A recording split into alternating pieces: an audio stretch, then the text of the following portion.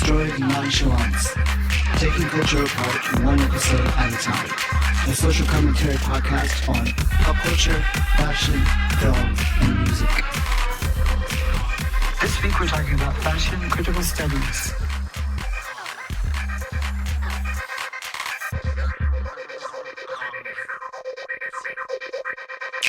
Hello, welcome to Destroyed Nonchalance. For this episode, Rick, Serena, and I met at St. Pancras to discuss a recent panel discussion about fashion critical studies that was held at LCF, London College of Fashion. On the 3rd. And Rick, you have a list of who the panelists were? Yeah, so it was a conversation with Professor Christopher Breward and Professor Louise Crew and Baroness Lola Young. It has the list of the names: Dr. Joanne Entwistle from King's College, Professor Angela McRobbie from Goldsmith University, Professor Agnes Rocamora from LCF and UAL, and Dr. Jane Tynan from CSM. Yeah. They're like rock stars. Like, free birth. No, because we've like studied these names, I've kind of been amazed about what they've been writing about fashion and the critical standpoint, and it's just amazing. They're honestly like rock stars. Yeah, I mean, like the research that I'm doing now, Rocamora, she's like the sociology person. She's written about actor network theory. She's applied, a few different critical lenses to fashion, ways to study it sociologically, and what she wrote about actor network theory, and that was a great lead into that whole system for exploration. And Entwistle, she's the one who talks about fashion being the situated, the social experience through the body, like a social practice experience through the body. So, I mean, I use her definition of like fashion. She packs so much into it. So, yeah, when you have all of these people. Oh, yeah. Are like standards, kind of, they're the first ones that you see when you first start doing fashion communication. Fashion communication and He is like, semiotics. he's there. Yeah. So it was like amazing to be able to go. And what was your overall impression of the night? I mean, because Serena, you and I are kind of coming from a similar one, but Rick, yours is going to be different. But as more of the outsider, what did you think of the night?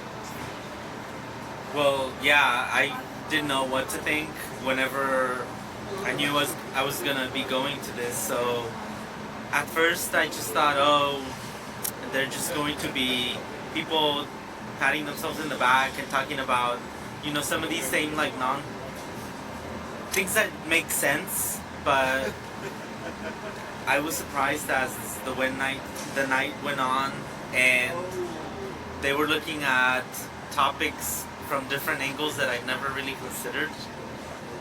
So it ended up being really interesting for me. I did think, who's the professor from up north? Breward. The Breward. I don't think that they utilized them well. Because when it came to him talking, he just reviewed what the first two speakers said. That's what Yeah. I kept thinking. I liked his phone. Yeah, I walked in a bit late, so I kept thinking I must have missed like a whole bit. How can he just adding three? At one point, he added just 3 words. Yeah, but he was underused because he just kind of repeated or reviewed, summarized what I just listened to from the other lady. So that was one of the things that I thought, he may have been a bit underused. And I thought I was going to hear from more of the people that were down there, but it was only 3 main people that were speaking, saying their thoughts. But that was it. I was surprised by some of the new ways to look at certain issues came up.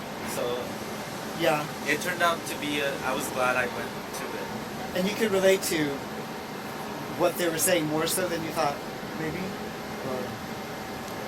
Yeah, Okay. because they were dissecting the system that everybody's kind of running in. It's kind of like you're the Right. hamster in the wheel, and they were looking at the wheel. Right. And I was just thinking, like, wow, if more people knew about this, they might open their eyes and like understand what's happening, because you just the one example that comes to mind is the 1 pound bikini, and how that was this big story, but the point of it was to it was like getting people into the bookstore, and then they would buy the books, you know, get them into the bookstore with a discounted book. But then there's like, oh, well, now that I'm here, I might as well buy some more stuff. So it was a marketing technique. And people were just, you know, it was like selling outrage. It's like, I'm so outraged about this bikini, but then other people were like, well, maybe I want one. Yeah, so it was such a smart, it's a really smart technique to weaponize and use against people, but people don't see it that way. And I mean, this is the first time I heard about this 1 pound bikini, and it just seems ridiculous, right? To sell something online and to ship it and everything that has to happen. Who's gonna make any money out of this 1 pound bikini? So I get the outrage, but that story on its own, it's free marketing. And so that was just one of the things that was like, it was really surprising for me to think about, and some of the analysis of the wheel that they were looking at that I think so many people would benefit from. Yeah, that's interesting how you put in someone who comes from a different background. Yeah. And how you can see that actually what we've always known is how Right. fashion communication, fashion critical study seeps into every part of life. Right. So, And you look at it at a different angle. what did you think of the night, Serena? Since you're bringing up this difference, like. So I thought it was good. I thought it was interesting for sure. I mean, I was pleased to see all these kind of academics Yeah. that I've studied. That was quite exciting. And the room was packed as well. It was. It was a You really know, good at turnout. first I was kind of like, oh, okay. You know, all these people, but, you know, the fashion communication I've always been interested in, and I've always thought it needed a bigger stand, and it almost seems like that's what's happening, is that it's becoming more integral and more important into the academic realm, and I think Right. it should, rather than just remain social studies or, you know, yes. Anything else? We should go ahead and order the food. Yeah? Yeah, especially if we're considering going to the movies. Have a look there? I know what I want, but do you know what you want?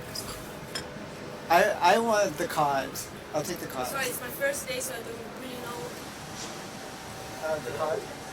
the cocktail, yeah? I'm not hungry, so I was gonna Are you going to get a dessert eventually? maybe later, yeah. Okay. Are you getting a dessert? Did you want any? Well, I'm not hungry. Yeah. Yeah. Okay. So, Actually, where was I? you were talking about how critical studies of fashion is becoming more central to academic study and not just a social. So how it's becoming more central. Yeah, because it's not. Because it was always when I would tell people I'm doing fashion, Right. it was like, so you learn about selling clothes. That's what came to mind. Yeah. But actually, what we were studying is there's so much more depth to it, and that talk kind of gave what we've been teaching kind of a foundation. It's like it's becoming more important in the academic sphere, and I think it needs to be. Yeah. I mean, I was glad it was open to the public, but I don't even know how anybody would find out about it. I don't. If you're not in class and if a professor tells you go to this, because it might be good to know. Or I thought that it would have been really nice to have them set. You've seen Show Studio videos, right? Like their Yes. YouTube videos where Oh, they yes. review Fashion Week, like just like a nice background and Broadcasting. broadcast it, because I don't think you could broadcast what we saw. It was kind of dingy, a little bit dingy. And I think that these people, if you see them as the celebrities in your research, they deserve something like that. And that deserves to be. And I don't even know if heard by they more think people. about it in those terms. Like, I don't know if, like, Agnes Okamura or Joanne Atwhistle are thinking, oh, I should be sitting up on a stage And they with the said it director's themselves. chair. We're just people. We're just They people. did. They were like, and we're just learning. And I did like that kind of way Humility? that- yeah. Kinda that- like the it's way just that a they were down to talking- earth. Yeah, because they were like, we just started this. And because I would like to see it go on to a conference. So that, to me, my overall impression was that it was a launch. They're launching this, Yes. and it was almost like an introduction. And again, they talked about having bigger goals, but they had to kind of like tone it down and pull it back a bit. But I felt like it was like a get on board and like join us as we go through this series of talks. And it kind of like set the stage because, yeah, like you said, Rick, I mean, Breward, he has a lot to contribute, more than just summarizing what other people were saying. And just the depth of like what one of those people could have talked about.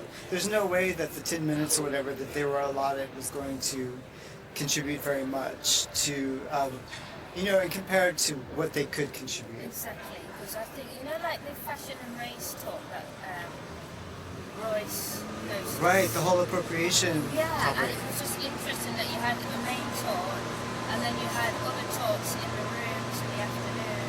I think Right. it would benefit from something like that. Yeah, yeah. Because it was all very condensed, and Christopher Brewer, I think, was great. But, and I like the poem. The poem was fantastic. You share or everyone has yours? No, it's. Thank you. Yeah, the poem was fantastic. But I would really have liked to have heard more. 'Cause I actually thought I'd missed his talk. So is that what you did? Just summarise? Yeah, that was all. That was all he did. First come all the way from Scotland. Yeah. I don't know, and I wasn't a fan of the poem so much. Okay, why? I wanted more like the hardcore, nitty gritty criticality, like break this apart, give me some points to understand, and it just made me feel like I'm like. Like you're listening to something ethereal a bit, because each of those sentences can be broken down into so much meaning. Yeah, I don't know. I just needed more. That It felt just more felt like. it was too fluffy. Like It was just too on the fluffy. outside. Yeah. Yeah. It was looking on the outside rather than being inside the subject, and him giving his full, unflagged. It was a good introduction to something I would want more with Yeah. meat to it. Yeah. Because there's like meat in what he's researching. I'd like to think so. You remember we all went to a talk, and I can't remember her name. Yeah. RCF. We all travelled from CSM. We're like, oh, I can't wait. She's like a rock star in like fashion critical studies. Yeah. And then she just spoke about pink hats Yeah. Oh. from the Women's March. She Oh, was really? taking pictures. Of the pink hats. And then when it came time to question and answer, I don't know if she was prepared to answer a single question that was asked. She was like, oh, that's a good point. And we were like, oh my god, what was the matter with her? Was she... They didn't invite her back. It could have been an off night, but But anyway, compared to that, it was so meaty, and it just felt like it was just a quick overview of what had happened. Yeah, and I like that nobody was laying down and taking it. Especially, who was it? Baroness Lola Young. Yes, I she liked was her great. fire. She was great. I She was like great. if I was going up in a fight, I want her on my side. and she talked about industry and the connection. Like she was saying, criticality isn't just on the academic side. That Yeah. there are sites of criticality within industry as well, Exactly, right? yeah. I honestly related a lot to what she was saying because it's kind of the point that I had made to Jane. I think I may have talked about in the podcast. Sometimes I feel like the criticism of capitalism is the criticism of bad brand values. And that if you could have a brand that was actually engaged in the kind of criticality that she was referencing, that she said, no, it's out there. You can find it. And don't think of all brands as bad. They're not the baddies out there that you have to hate. Then it's like, no, and that to me seems more realistic. That to me seems like this is more doable to go out there and find it. Because we know a lot of academics we know a lot of what goes on within the academic setting, but the university setting is not critical at all. They're not, and I think, there's probably a lot of criticality that goes unacknowledged within industry as well. And I mean, so I really liked what she said. But it's also, she said that it's easy to think fast fashion is the devil. Because that's easy to understand, and it's very easy to see. You see the factories that are breaking down and killing people, and this monster that is being fed at Primark, and all of the fast fashion things. But luxury is also a monster in its own ways, because it does it in a different scale. So She broke down that bias. Yeah, like it's that. kind of condemning people that think, it's not. It's very easy to just condemn fast fashion, but go buy, I buy Burberry, so I'm not being bad by going to Primark. You're still being bad because you're supporting it in a different way. And what was it? I never thought of this, but it's like Italian-made leather. It's not from Italy, because otherwise they'd have all the cows. There would be cows all over the Italian landscape. In Italy, like they bring in the leather from somewhere else, and they might work it in Italy, but it's not from Italy. Every handbag or whatever you see, I'd never even thought of that. Yeah, I agree. And I don't think anybody. How many people do you think kind of know that or think about it at all? I don't think many people think about the process. They just think it's Italian leather, so it's good. Yeah. But it's Yeah, and one thing that I read about fast fashion is that, yes, it leads to a lot of overconsumption, a lot of waste, but because it cycles so fast, it can innovate and adapt faster. And, you have a heritage luxury line that's been doing the same thing for like the last 200 years. Well, at least for like the next 50, it might be in their mind, we're still going to use we're going to be using animal products the same way. We're going to be doing everything the same way because that's what our heritage is based on. And that's like an inertia that has, been problematic. And whereas if you're doing fast fashion and you're cycling through everything really fast, then okay, maybe you can make innovation happen quicker. That's true. You're very fascinating. I mean, it was interesting what you said, okay, yeah, cotton, 100% cotton, but it seems great, and then polyester is something quite bad, but actually when you look into the mechanics of how it actually works, they both have good and bad about them. Nothing's pure and great. And it's basically, to me, it was almost like she was saying that consumption itself, I see it as consuming. There's always a bad and a good side. So really, to me, what I was hearing is about the individual, your individual choice, and finding the community of the yes, it is partly about that, but also it's not to demonize somebody that shops at Primark because that's all they can afford. Because I think it was we can support consumer choice when they have a choice. Some consumers do not have a choice, and when consumers don't have a choice, outside of that, it's the responsibility of the businesses it's the responsibility of Primark to be a responsible corporate citizen and how they produce the things that they produce. So it is very easy for people to say, well, they're bad shoppers because they're shopping at Primark. They're seen as a black and white, but some people don't have another option. Or some people don't have an option because only they can eat at McDonald's. They can't afford the organic, healthy food that everybody says you're supposed to eat. Exactly. So poverty and everything, all of that deals so much with... And I mean, you talk about melting down the wall. I mean, how many people in the audience are only able to shop at Stella McCartney because they know that she's like ethical? Well, I'm not shopping there.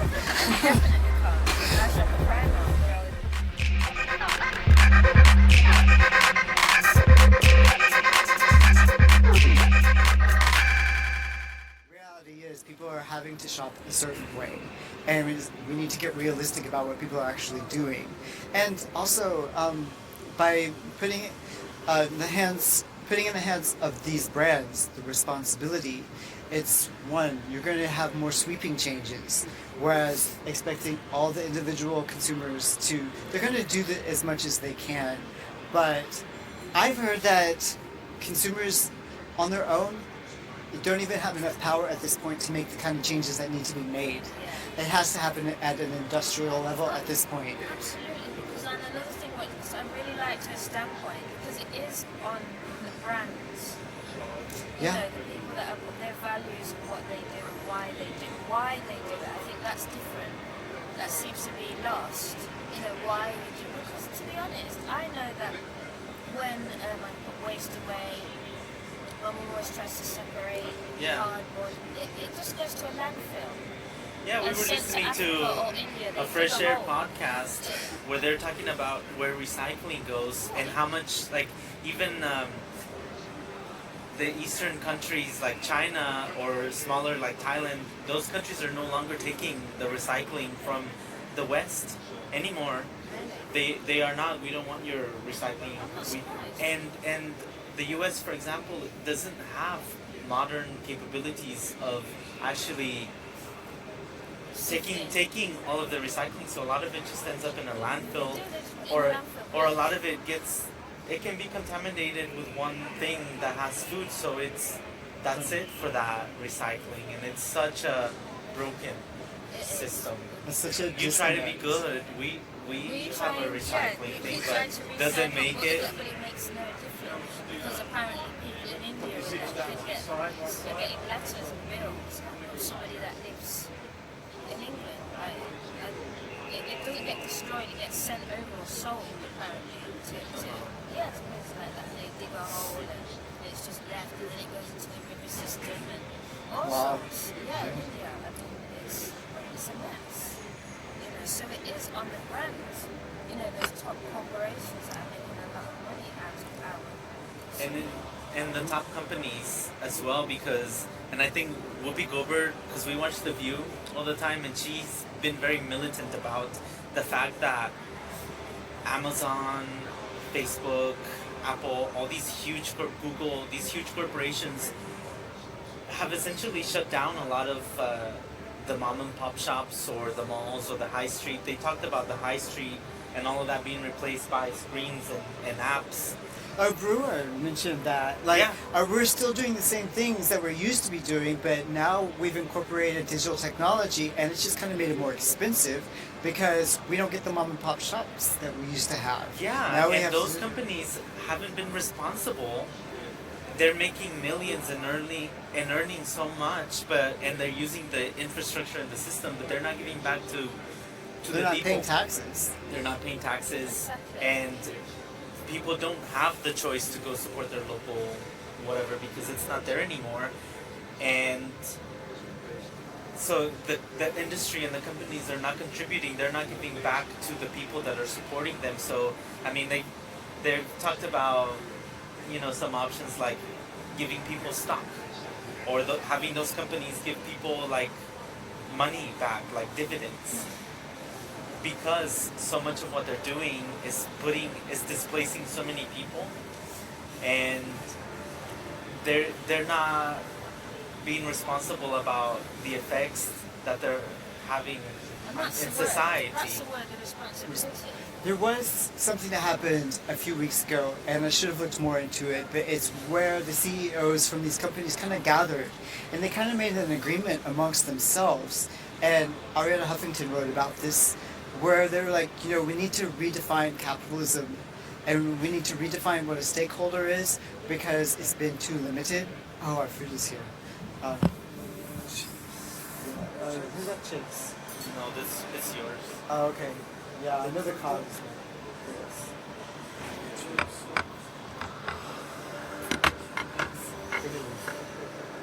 Oh, I think those are mine. Oh, okay. Chips. And so they were expanding this idea of who the stakeholders actually are, because it's been too limited.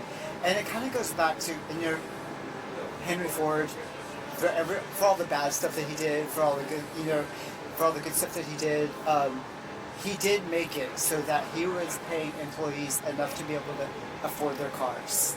and that's like so opposite of the Walmarts and who aren't even paying their employees enough to survive from day to day.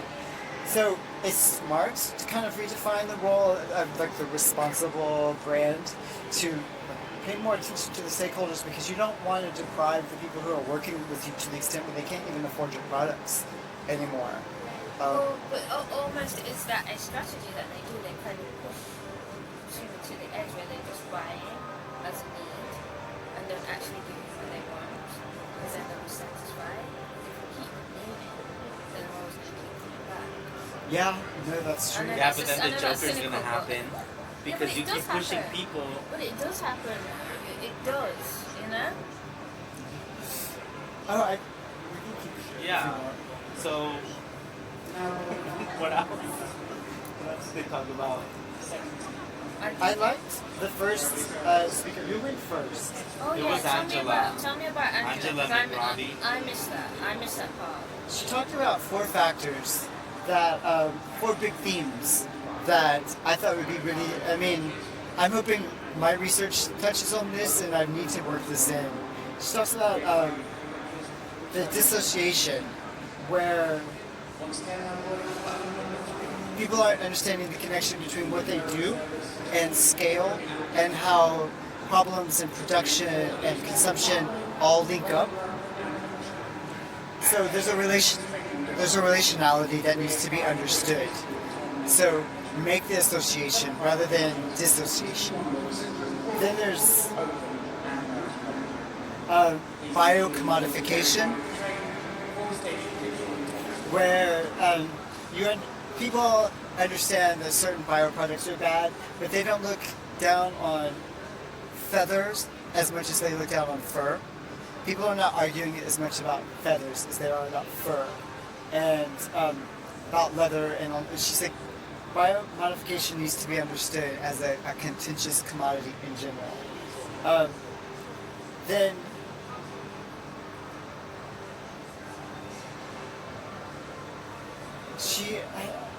is it disinternationalization? Disintermediation. Disintermediation, Yes. and that's the ultra fast fashion through platform capitalism. I honestly need to look more into that. Influencers in fast fashion. Oh, Brits, Yeah. what's it called? Disintermediation. Disintermediation. So, yeah, that's, and then materiality and meaning. I really like that idea because you're tracing material that is, providing some of the area of my project that I'm exploring. Yeah, so So I liked what she was saying, and this was one of the things that I didn't think about when she was talking about biocommodification and contentious commodifiers, and all of these terms are like, I would go hide under a rock because they're intimidating. This kind of language to somebody that isn't around this every day. So what she was saying is how brands and companies like Louis Vuitton, for example, will have their window displays, and they'll have a leather bag, and they'll have geese or an animal in their window, stuffed or whatever. But people don't make the connection between this animal is this bag, this handbag. I had never thought of that. because they make it fantasy. Yeah, like the animals are having a fun time in their window. No, they're dead. Or they're the handbag or the boot or whatever it is that they're displaying in their window. I don't think that very many people have ever thought of it that way. Yeah, I agree. I think that's true. And so you have the outrage on, we see it all the time on Oxford Street and on Regent Street when there's protesters with the squealing pigs and all of that. They're against some of these stores. But I don't see them outside of Louis Vuitton or on Bond Street against the stores that are displaying some of these. You never see protesters on Bond Street. Yeah, I think It's was it the always store like- Canada Geese or something like that. That's on Regent Street. They're always outside of that, and another store on Oxford Street. But these displays that I've seen that have these animals or the feathers it's not just about fur, So that was interesting, like the disassociation that happens with consumers or even protesters that are going after one thing, and they're not really thinking about that animal is not happy. It's the purse, You don't think about that. So I found that really interesting because some of the pictures that she had, I've seen the window displays at Louis Vuitton where these geese are like walking around, and it's like I've seen that. I never thought twice about it. And she had this quote under materiality and meaning, and I think it's Dalgety. That was the person who wrote it, which is like most people, my most important possessions are worth everything and nothing. And that's I thought that really encompassed the materiality. What is it? Materiality and meaning in things that we have. Because at the end, It's the relationship that brings meaning. So Yeah, and it because it's a thing, and what fashion does, and the marketing and the brand around it, is it imbues into objects symbology that will relate to in order for you to buy. right. That's what it's all about. It's a sexualization of publication. That's what fashion is. I remember saying that to Royce. It's like, yeah, that's exactly what it is. Publication. It is a provocation, and it's a shaping influence, but yeah, it's based on that spark that happens. Yeah. And I thought it was interesting how he talked about the defense of pleasure, and because again, you want to be provoked. A life without provocation would be like really dull. because most of them were saying I like fashion, Oh no, I mean I love fashion. and But what do you mean? So, like, delve a little deeper. What, If you understand that it's a provocation, then you can understand. Okay, but then you keep in mind how things are made, right? Or the cost of this provocation. It's like, okay, fine, I'm making an informed choice, but I'm being inspired. There's an energy to this. It's electrical, and I don't want a life without electricity and passion and completely rational everything. Because then it's like it's too ordered. But you should be allowed to have the pleasure, but also understand the cost of the pleasure. And I don't think you can really do without one. yeah. Because everything's not, the cost isn't worth it at all if there's no pleasure. And the pleasure is not sustainable if there's no awareness of cost. So it needs both. Yeah, it does, and I think it's like what you were saying, because it disassociation, which is huge, and it speaks to our society. And not to say, I know this or that, but I do see that in society, and I've understood it just through my experience as being othered, as a woman, as a black woman.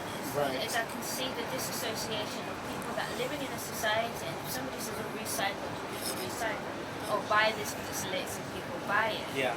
And when I was doing my retail management course for fashion, that I could just see it's just a train of sheeping people around. And that was where I wanted to do my MA, because it was deeper about fashion, but ultimately it was looking at human behaviour, and that's why I was interested in doing the course.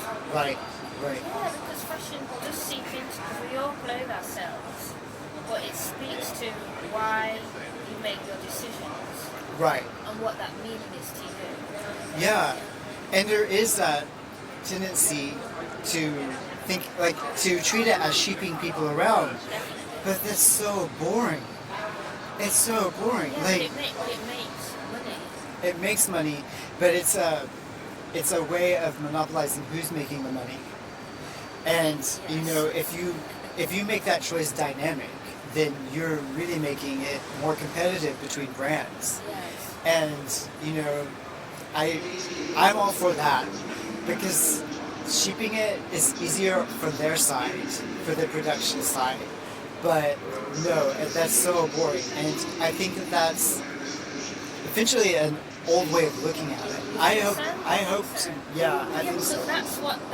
it's sustainable there, as in it's sustainable for them to make money, for those at the Well, top, for that's the what they corporations to make money. talked about towards the end was Yeah. that what needs to change is the models of business that are being taught, because we're talking about all these things and we understand them and we're talking to each other and we're a bit of patting in the back because now we're there and we know, but the people that need to know are the people in business school that are learning these models that continue to do the same thing.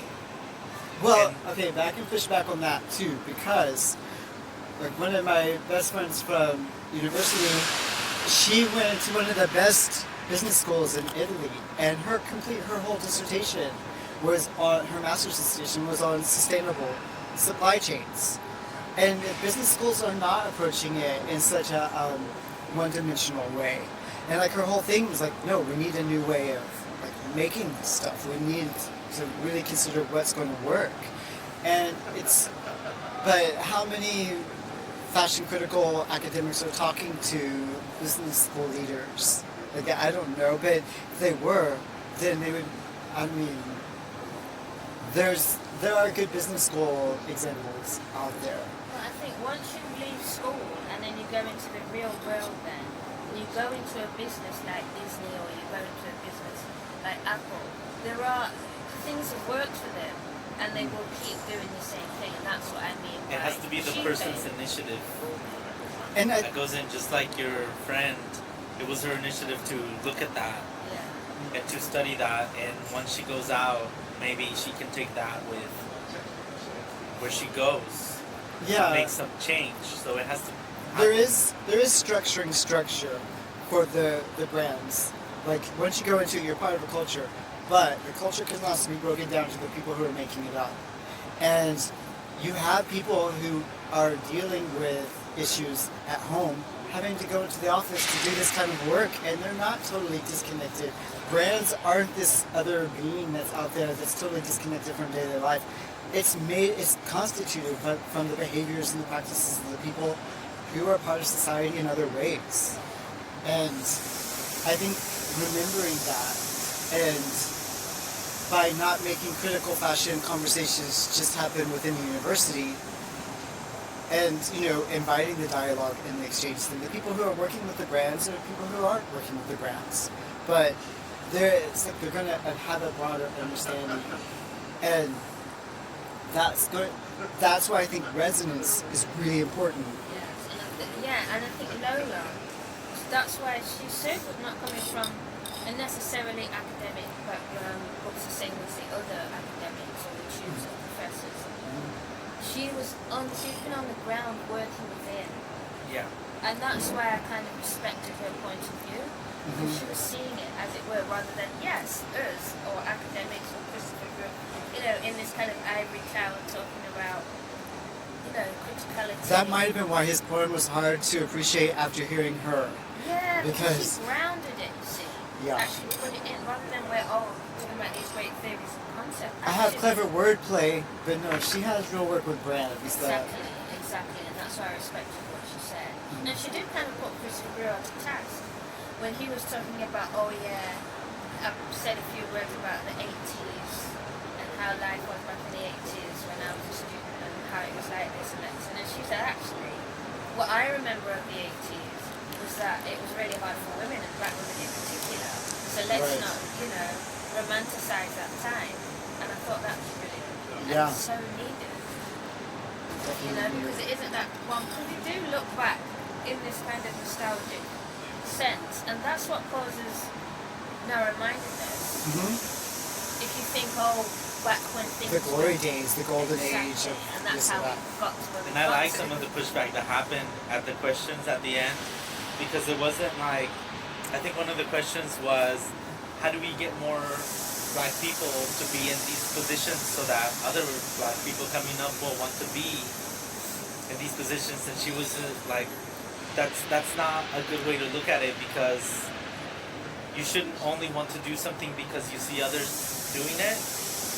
Like, well, I guess I don't know if I'm saying this correctly, but you're nodding. You're you're understanding what I'm Yes, saying. yeah, of course. There was some pushback to that militant question.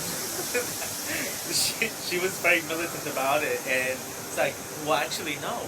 This is the way I'm seeing it, and I don't think that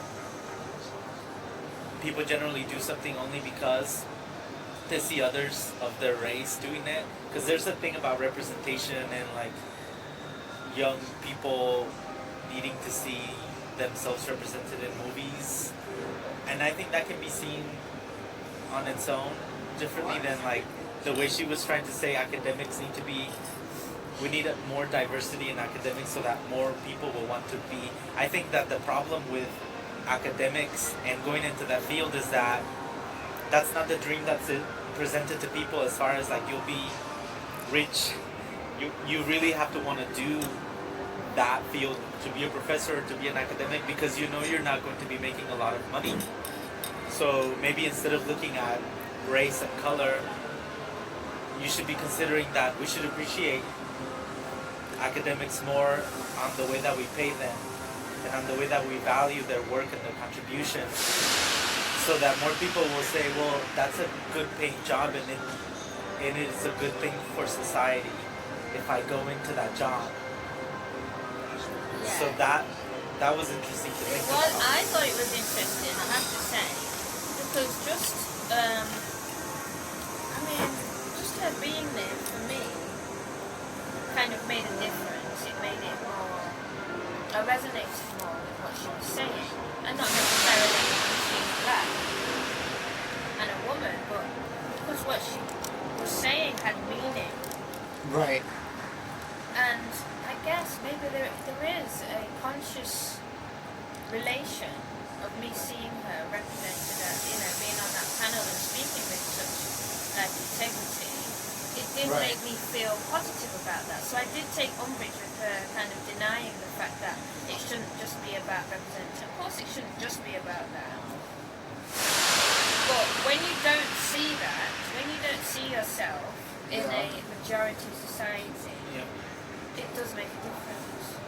There's no doubt about it. There are studies on it. The fact that you're like in a minority in some way, I just like it to me it says you've had to overcome more in order to get to that same spot. And it does stand out to me, like race or like whenever you're just the odd person out, you've had to overcome something in order to make it into the If room. you was a disabled person, you would have a certain amount of respect with I mean, it's really hypothetical what it would have been like if what she said didn't make any sense. But the fact that it did make a lot of sense and it was different from what other people were saying, I think it was very valuable. And I think I have just a lot of biased respect for people who go into an area where there are not a lot of people like them. And that to me signals like a mindset. And like, okay, I'm going to listen to you more because I appreciate that mindset, that you're not like everyone else out there.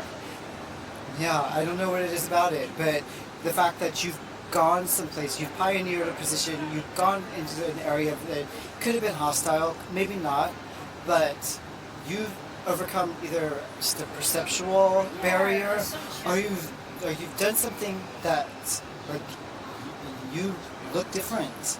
And that appearance is a lot, and the fact that you're willing to overcome that to get to that point. Exactly. It's like, that makes me pay attention to what you're going to say more. So yeah, and that speaks to the opposite of what she was saying. Just you saying that from your point of view as a white male. Yeah, it's... That you respect her in that sense. Yeah, and I mean, I respect in that sense. The And journey, I don't think it's not due to the color of her skin exactly. But her journey then. That's interesting. That's interesting hearing you speak about that. Because it's almost like that's how you make your judgments now. Yeah. Not necessarily negative. You're making a judgment about where she's come from. So that is a bias on what she's been through because of the color of her skin. Yeah, I mean, it's something that just resonates the first time you look at the stage. I mean, it doesn't even take that much. It's like, yeah. But I think everybody, whether they like it or not, there's unconscious bias. Exactly, that's what I was getting. And that's why, I mean, just recently I heard that there's some employers that are starting to require a video of why you want to work at their company along with your resume. Like, I think ASOS does that. And a lot of pushback has happened because whether you think yourself post-racial or not, there is unconscious bias, even at whatever level. So you might pass somebody over if you see a video, if you just by the way that they look. So I mean, I think that we all have an unconscious bias, and you can analyze it and then learn more about it, and like what you've been doing, what we've been doing. That's what I've been trying to do. But, there was a professor that I had in my bachelor, when I was doing my bachelor's degree, and he made a special point of saying that if English is your second language, and you've come here to pursue this degree, you've undertaken a challenge that people who just speak English will never appreciate. They will never understand. And that that obstacle, even understanding what's written on the page, what's being talked about in a lecture, the conversations that are happening around you, you've taken on a challenge that not everyone is going to appreciate. And I was like, well, yeah, I mean, I never really thought about that. And so, I mean, I think that kind of challenge, you can find that kind of challenge. And it's not just a language thing, it's a class thing, it's a geographical thing, and yeah, so whenever you have someone who stands out and they're holding their own in a conversation around a bunch of people that don't look like them, it's like, no, they get extra credit in my mind. And that's what you were saying about the Spanish accent, I think. Like, it touches on that. Maybe not summarizes it exactly, but... No, but it's similar because you're using it, it's good to use to be conscious of it and Right. use it as a tool to move forward. But, on Twitter I saw somebody speaking about fashion critical studies. Oh, really? Talk. Oh, really? Okay. Yeah. I think it was a girl that asked the question. Really? Because you went to go talk with her afterwards. Okay. Yes. On Twitter, she tweeted to Emma Dabari. She's a writer, quite famous writer that's doing a PhD. And then I recognised her. She says, "Oh yeah, last week I was at a talk and I was really disappointed that this the Baroness Lola, I can't remember her last name, said that representation isn't important in academic circles. I'm really disappointed that you said that." It's like, but I can see both sides. Right. But regardless of whether it makes a difference in the big term or whether we have positive discrimination, just me sitting there listening to her made a difference to me. Right. And it's literally as an individual as that. It's almost- and that's valid as far as I'm concerned. It's almost like that request to be colorblind when you know that's not a realistic... Yeah, It's not a realistic position to take. You can't be colorblind because, one, if you're a white male and you're colorblind, then you're not going to be paying attention to all. But then you see, now this relates to the disassociation. I don't think you can be colourblind. I've had people say, "Oh, I don't see your colour in this and that." But the point is, it's not. And I know when they say that to me, it's not about being colourblind. It's about disassociating yourself.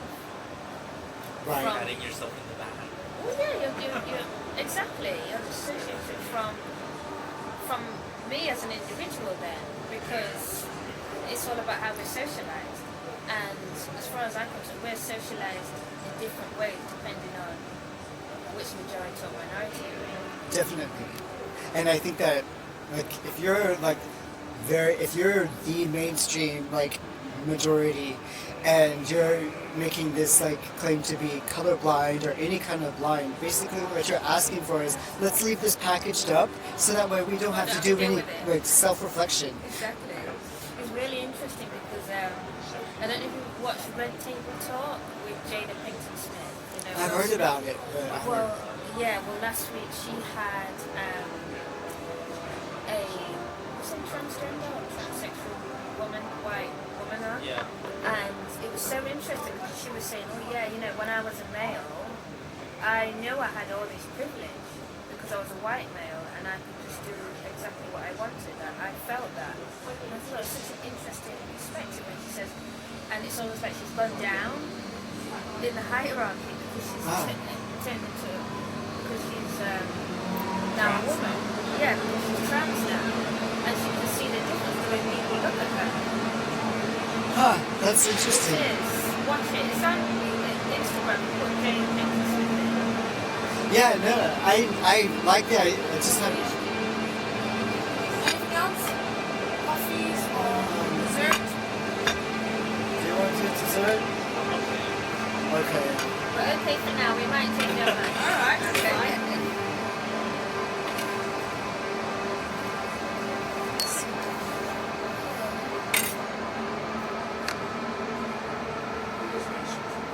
But Yeah, but I think that what's interesting to me is, and with like the, I never really know topic, you know, like with Chelsea Handler with the white privilege video. right. What I find interesting is that kind of, we're getting to a time of self-reflection Right. of society that was built up around white privilege, white supremacy, and I think that's what I've been observing for years and seeing how it works and plays out. And it's, I think a lot of what she talks about in that documentary is that And she how eventually she moves off of asking black people Good. about white privilege because this is white people's problem. Exactly, that's why. It's not for black people to solve. I have to say, when you said, "Oh, have you seen it?" and I thought, why would I want to watch something like that? In my mind, I have to say, I was thinking, I don't need to watch something like that. That's not for me. That's for white people. But doesn't, I don't know. That was my first kind of knee-jerk reaction.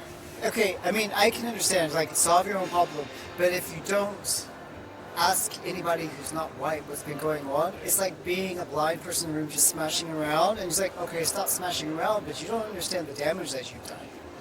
It's like you need, like, I think that to not get any kind of feedback, and you're only looking, like, that's it, like, expecting to solve your problems by just looking in the mirror. And that's, Well, you that's need a context, what I she think, in order to started. understand the dynamics of Yeah, what but you've done. the context for me is culture, Right. racism, KKK. It's all there. You know why I might feel I'm not treated as well as somebody. It's all there. We all know it, and it's always been denied. Or I've got a chip on my shoulder. When I used to tell my other friends when I was young, and I said, "Oh, I felt like this," and my white friends were like, "Oh, you probably just got a chip on your shoulder. Oh, don't worry about it." But you have to Yeah, but have it's that. all- the evidence is there. You don't need to keep picking at a wound from my perspective, because actually, and I'll be completely honest here, like with the Joker, it's a psyche that needs to be looked at. It is the human psyche, what the West was built on. Right. No, I get that. But I don't know how you can say, do you just look in the mirror and say, don't be racist anymore? Or do you actually pay attention to other people? No, you think about why you have certain feelings. Like, what is that about? What is my bias? Why do I Yeah. feel like this?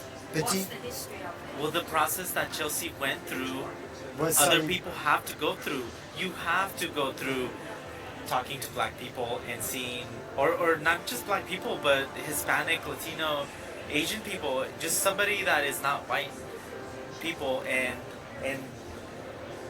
she had to go through the first step of doing that to understand, realize yeah, to that understand. they're not the people I need to be talking to anymore. But she had to do that step, and then she went off of that, and then she started looking more. She wasn't just like looking at the mirror and saying like, "What? I'm deciding now that I'm gonna fix this." She looked at her life and she saw what has happened in her past, and she even went back to her first boyfriend, which, you know, he had gone to jail. He was a drug dealer, and she lived with It was him. the black guy.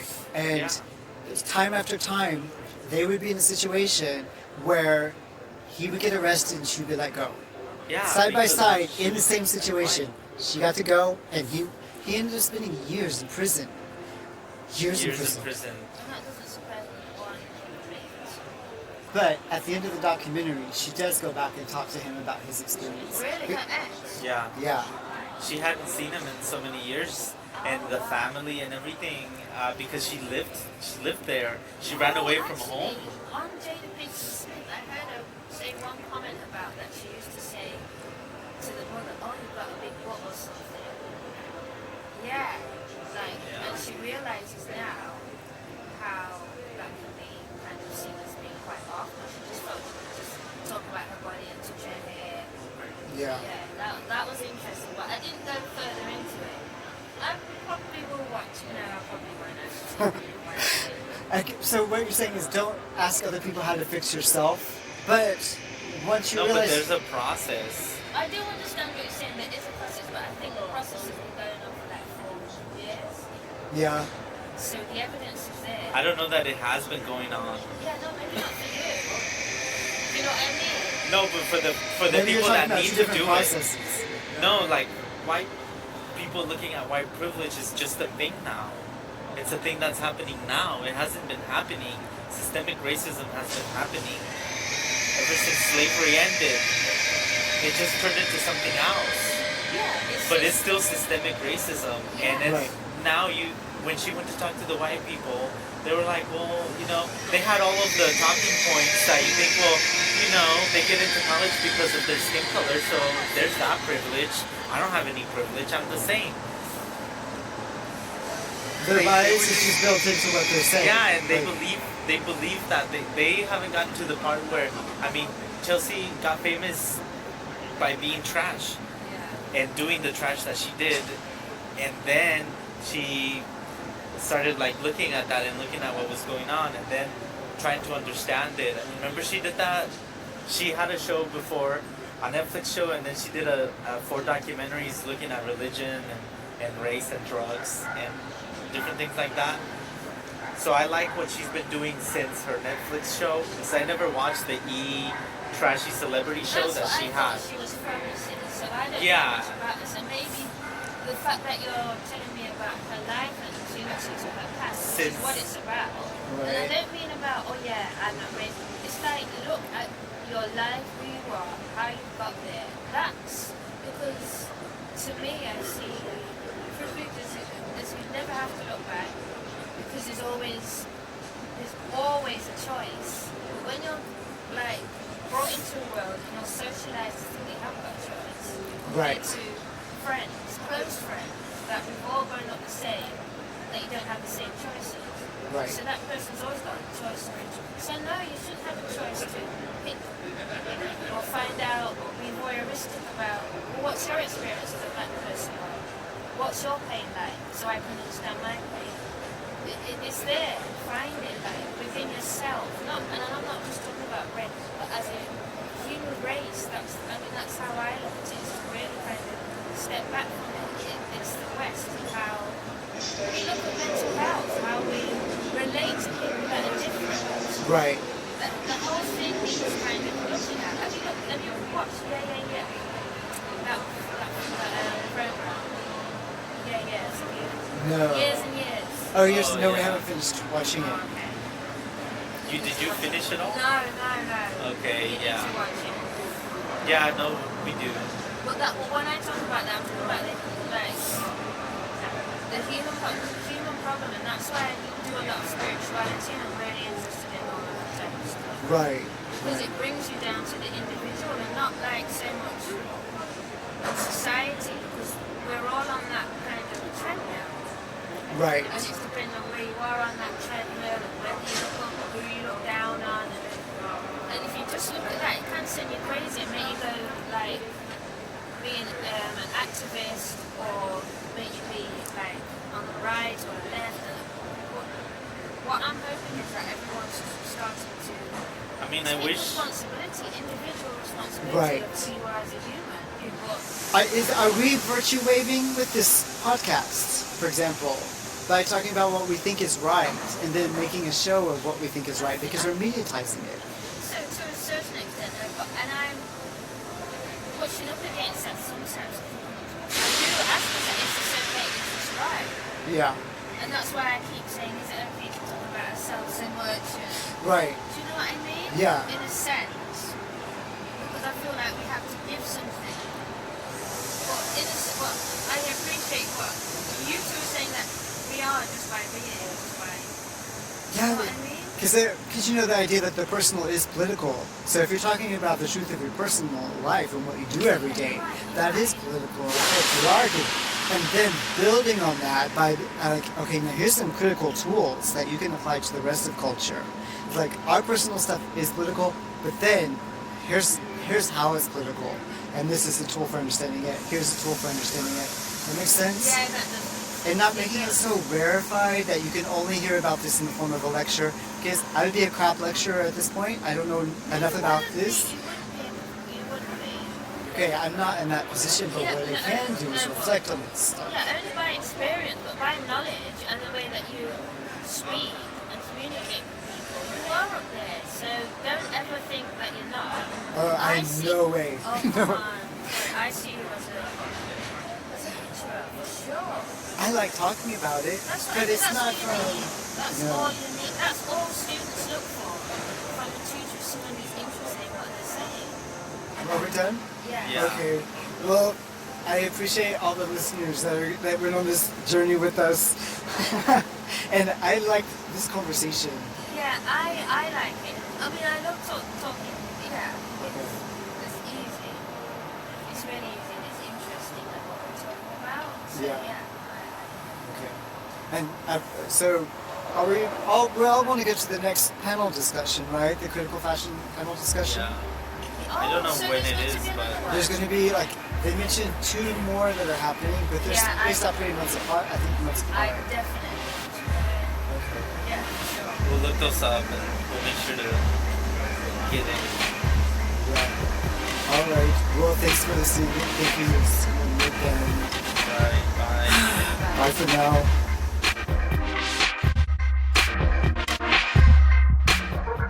Thank you for listening. We hope you enjoyed it. Make sure you subscribe to our podcast. We put it out weekly.